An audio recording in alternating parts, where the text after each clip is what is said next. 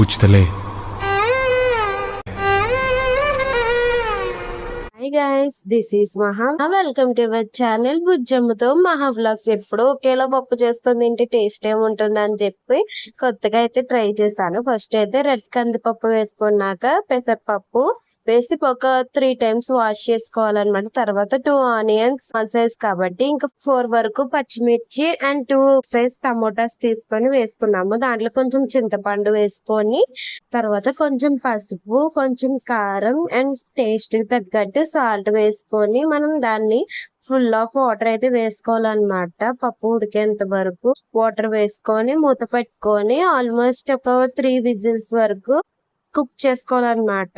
Whistles అయిన తర్వాత ఇక్కడ మనం అయితే పప్పు టమోటాలోకి తాలింపు అయితే వేసుకోవాలన్నమాట. ఫస్ట్ అయితే కొంచెం ఆయిల్ తీసుకోండి. ఆయిల్ వేసుకున్న తర్వాత దాంట్లోకి ఆయిల్ హీట్ అయిన తర్వాత కొంచెం శనగపప్పు, కొంచెం జీలకర్ర, కొంచెం మినప్పప్పు, కొంచెం ఆవాలు కూడా వేసుకోవాలి. అది స్కిప్ అయింది అనమాట. తర్వాత కొంచెం ఎండుమిర్చి అండ్ వెల్లుల్లి అండ్ కరివేపాకు వేసుకొని పోపునైతే ఫ్రై చేసుకోవాలి. ఈ లోపల మనకి ఇక్కడ పప్పు అయితే ఆవిరి తగ్గిందనమాట.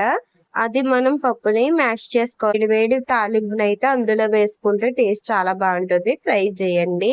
పప్పు అయితే రెడీ అయిపోయింది. ఇంకా పప్పుకి కాంబినేషన్ అయితే దొండకాయ ఫ్రై చేసాము. టేస్ట్ అయితే చాలా బాగుంది. మీరు కూడా ట్రై చేయండి. For watching, please do like, share and subscribe to our channel బుజ్జమ్మతో మహా వ్లాగ్స్.